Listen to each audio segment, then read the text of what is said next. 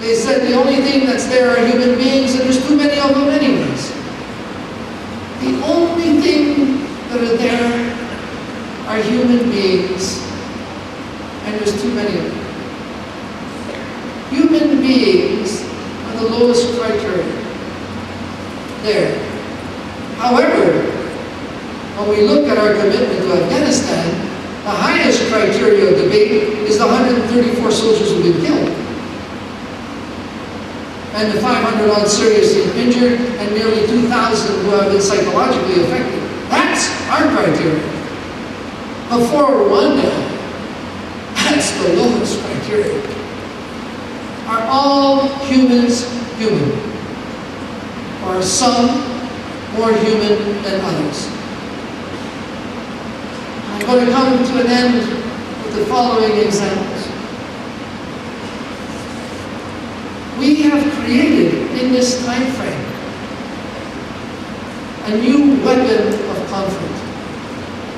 It's a very low-tech weapon. There's lots of them in the millions. They're easily acquired and disposed of. The new low-tech weapon of the last 20 years is called the child soldier. Your peers, 9, 10, 12, 14, 16, 17. There are over 250,000 of them at any one time being used in over 30 conflicts in the world.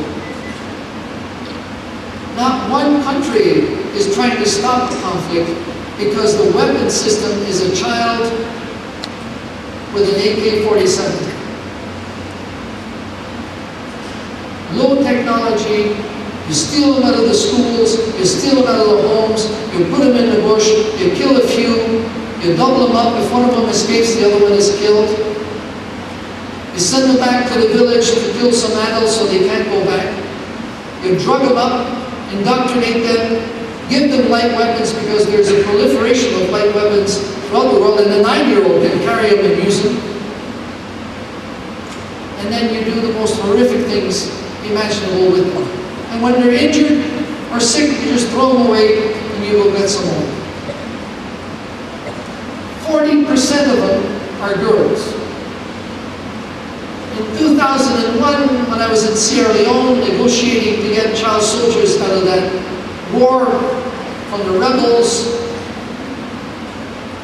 we could get, for every 10 boys, only 1 girl. Because boys are less valuable than girls.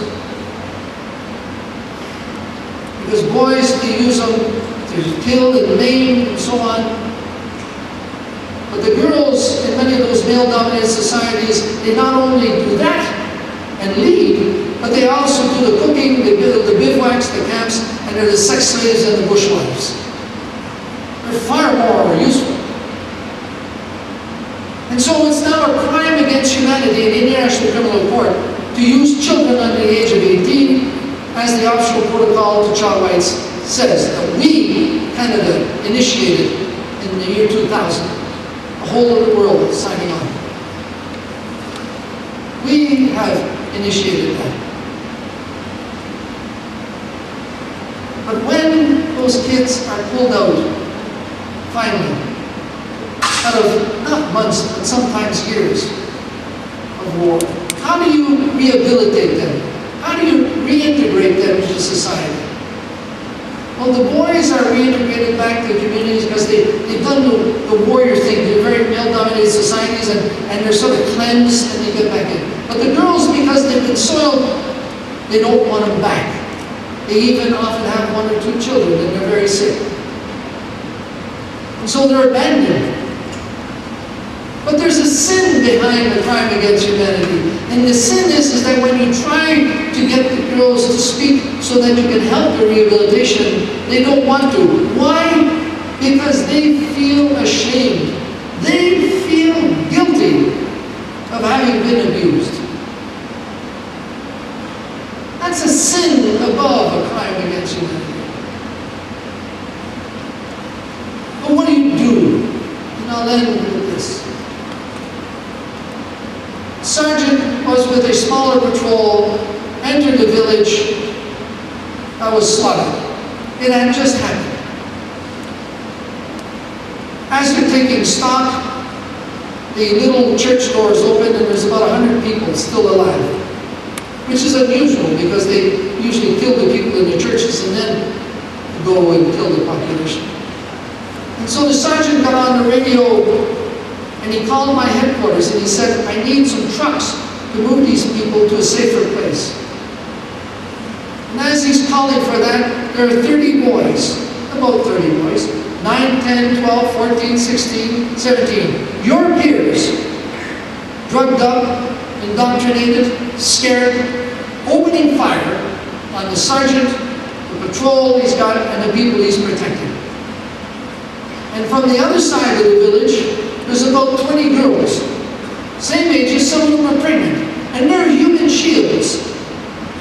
Your age, human shields behind which other boys, your age, are shooting at the sergeant, his patrol, and the people he's protecting. And the question I pose to you is, what does the sergeant do? Doesn't have a 2-hour dissertation. He's got nanoseconds. The bullets are flying and people are already falling. What does the sergeant do? Do you kill children who kill? Who are there under duress and under drugs, stolen from their families, abandoned? Do you kill children who kill? And so there's a chap who is in one of those patrols who describes to me with this injury that is called post-traumatic stress disorder or operational stress injury. And he describes to me 10 years beyond that every now and again, depending on the weather or something that happens or a sound, he all of a sudden hears the sergeant giving the order to fire. And he feels his finger pulling the trigger and the rifle going into his shoulder, and digitally clear and in slow motion, he sees the cartridge flying out and he's looking through the sight of his rifle and the head of a child exploding. Was that the right answer?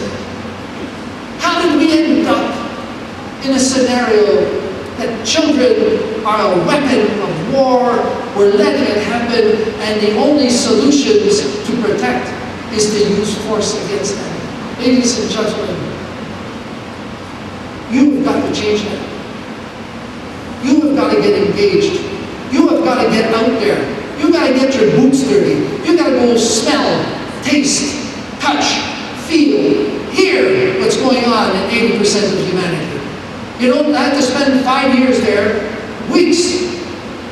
Live it. Sense what's happening to 80% of humanity. And bring that passion back. Bring what you've seen back. Bring the fact that they, your peers, are equal to you, and they are living in inhuman conditions, and you can do something about it. The first step is join an NGO. Join a non-government organization. There are thousands of them. They cover every aspect. Don't just throw cash at them. Get engaged. Join them. Create your own. I'm wearing Save the Children today. Yesterday I was wearing UNICEF. They are outstanding in the field for mobilizing children, child soldiers. There's all kinds of other. Create your own NGO. Get engaged. And with that creating NGO, they will become, as you will see as they coalesce, the voice of humanity. Because they're based on human rights. They're based on all humans being human. They will influence public opinion and governments. You will be part, through the NGO world, through your activism with the NGO world, you will be part of changing how governments think, how governments engage, how they should reform institutions in order to not only stop those things, but to prevent them.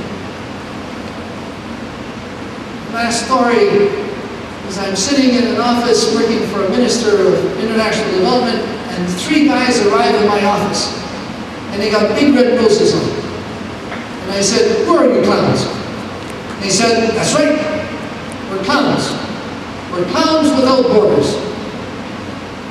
I said, "Clowns without borders?" They said, "Yes. We're an NGO out of Montreal. We go into refugee camps, into internally displaced camps, like in Darfur, where there's 2.5 million people. And they teach children games. They teach children how to laugh. They teach them how to survive the horrors that we permit happening. Because we have not engaged in the fundamental premises of the human rights which we have as a law of our nation, in which it says that all humans are human. Not one of us here is more human than one of them over there. Thank you very much.